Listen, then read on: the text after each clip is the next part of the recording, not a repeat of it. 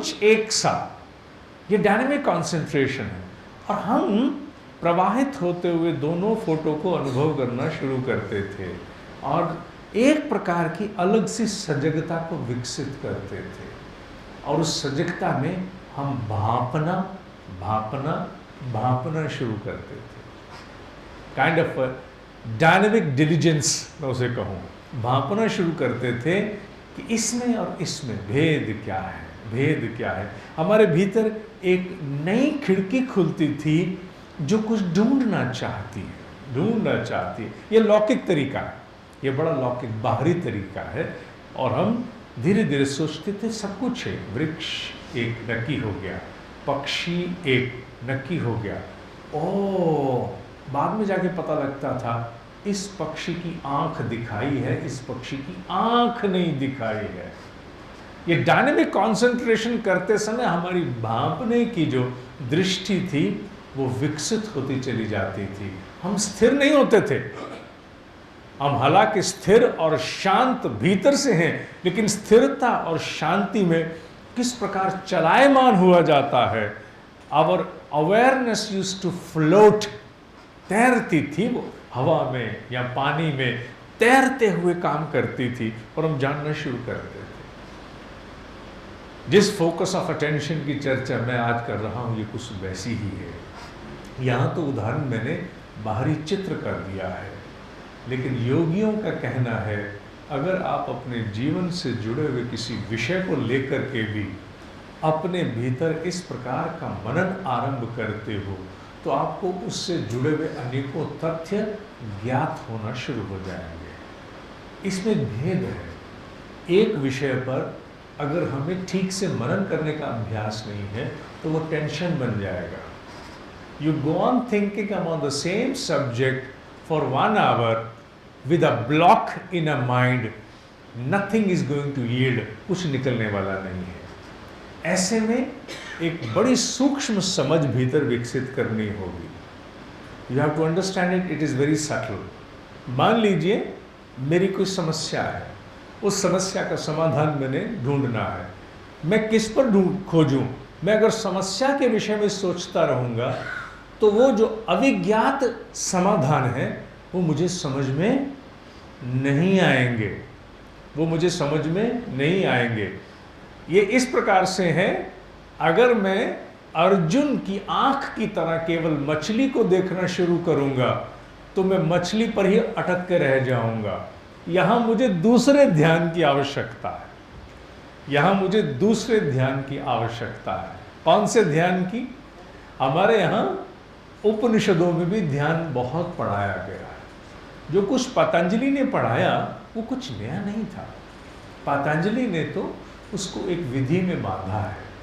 हमारे यहाँ जो कुछ पढ़ाया जाना था वो वेदों से पहले हमने श्री विज्ञान भैरव तंत्र में पढ़ाया, कुछ वेदों में पढ़ाया, लेकिन बहुत अधिक उल्लेख उपनिषदों में हमने कर दिया।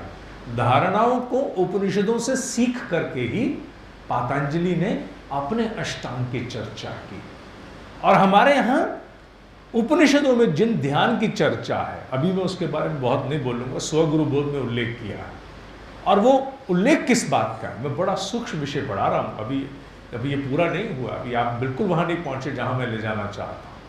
अभी केवल भूमिका बनी। उपनिषदों के जितने भी ध्यान हैं उनमें भीतर के अंतःकाश और बाह्य आकाश की चर्चा है। माने भीतर आकाश को निर्मित करके खोजो या बाहर के आकाश को खोजने की चर्चा करो। अनेकों प्रकार के अलग अलग ध्यान हैं। फॉर एग्जाम्पल, अगर मुझे अपने भीतर आकाश की चर्चा करनी है तो मुझे क्या करना होगा? उदाहरण दे रहा हूँ, ऐसे बहुत से ध्यान हैं, किसी का उल्लेख ना करते, केवल कॉन्सेप्ट समझा रहा हूँ। मैं आँख बंद करके बैठूंगा और आँख बंद करके बैठ करके कल्पना करूँगा आई एम हॉलो, माने मैं भीतर से खाली हूँ। अब वो मेरे भीतर अंतःकाश कौन सा हो सकता है? वो मेरी खोपड़ी हो सकती है, वो मेरी छाती हो सकती है, वो मेरा पूरा शरीर भी हो सकता है। Depends upon what particular kind, the specificity of the purpose.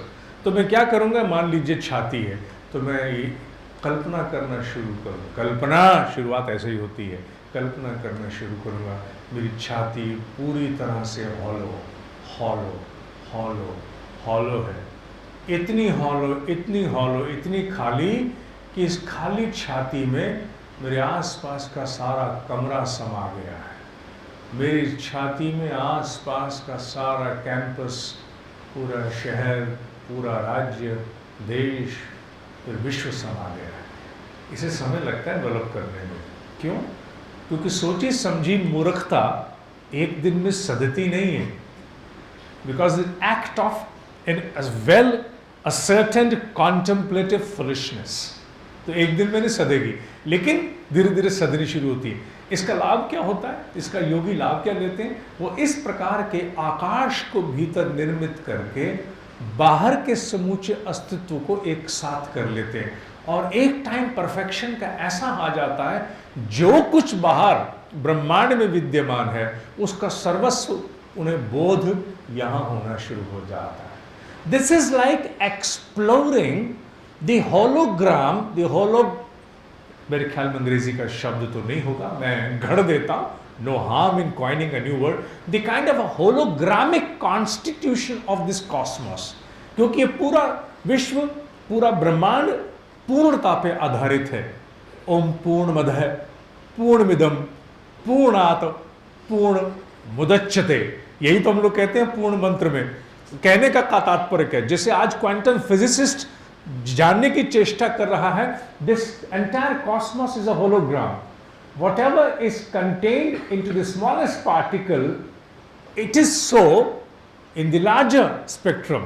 जो अणु में है वही विभू में है, जो परमाणु में संरचनाएं हैं वही ब्रह्मांडों की संरचना है। इसी को कहकर के तो क्वांटम फिजिसिस्ट कंक्लूड कर रहा है, oh no this is a hologram, ये होलोग्राम है। उसी होलोग्रामिक कॉन्स्टिट्यूशन को योगी अपने भीतर के आकाश का विस्तार देते हुए पूरे ब्रह्मांड को लाने की चेष्टा करता है।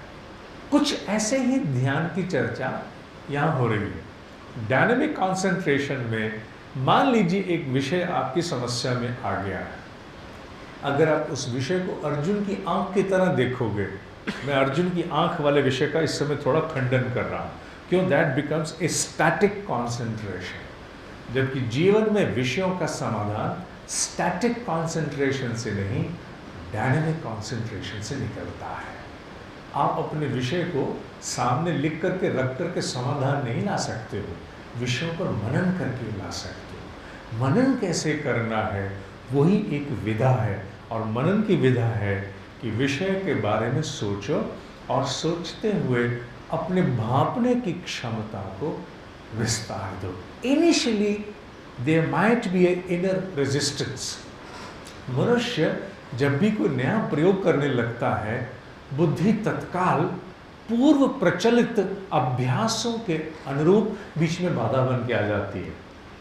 इसीलिए 12वें श्लोक में पतंजलि कहता है, अभ्यास वैराग्याभ्याम तन्निरोधः। अभ्यास और वैराग्य के द्वारा ही इन उठने वाली रिपल्स को ब्लॉक कर पाओगे तुम। Unless you have a practice, A continual practice and A focused practice. यहाँ वैराग्य का शब्द बहुत गहरा है। वैराग्य शब्द को अनेकों ज्ञानियों ने, योगियों ने अलग अलग स्थान पर प्रयोग किया है। यहाँ वैराग्य का तात्पर्य केवल एक ही है। वो क्या है कि किसी भी प्रकार के भीतर आंतरिक अवरोध को निरोध दे देना, ब्लॉक कर देना, यहाँ उसे वैराग्य कहा गया। When you are able to suppress, see, block, insulate yourself for any upcoming upsurge in contradiction to your understanding, वो यहाँ निरोध के नाम से संबोधित की गई है। तो वो कहता है कि जब तक बार बार नहीं करोगे ये होने वाला नहीं है। क्योंकि तुम पहली बार बैठे, तुम्हारी प्रॉब्लम यह है कि कल तुम्हें बैंक में चेक पास कराना है, पैसे तुम्हारे पास नहीं, 2 लाख का चेक आने वाला है, और 2 लाख के चेक के लिए अरेंजमेंट तुम्हारे पास अभी नहीं है। और अगर 2 लाख का चेक कैसे पास कराऊंगा, 2 लाख का चेक कैसे पास कराऊंगा, 2 लाख का चेक कैसे पास कराऊंगा, you go on thinking, go on thinking, go on thinking, nothing is going to come. ये हिस्सा भारी होना शुरू हो जाएगा, सिर दर्द भी हो सकता है, बाकी स्थानों से ध्यान भटक जाएगा। यहां पतंजलि का योग सूत्र और उपनिषदों के धारणा का ध्यान कहता है 2 लाख का चेक पास कराना है, इसी पर सोचो। लेकिन 2 लाख का चेक पास कराने वाले इस विषय को इसके आसपास के वातावरण के समाहित करके सोचो। 2 लाख का चेक पास कराना है। जो लोग अपनी प्रॉब्लम के सोल्यूशन यूं निकाल लेते हैं, अनजाने में ही उन्हें ये ध्यान लगाने की विधा ज्ञात होती है, because they have not undergone a orientation where they know the terminology and the procedure। वो जोड़ नहीं पाते, हम ऐसे करते हैं, वरना करना उनको वैसे ही आता है। 2 लाख का चेक पास कराना है, ये विषय मन में रखते हुए अपने भांपने की क्षमता को विस्तार and try to think what all I should know I am not knowing. आकाश को विस्तार देना शुरू करो।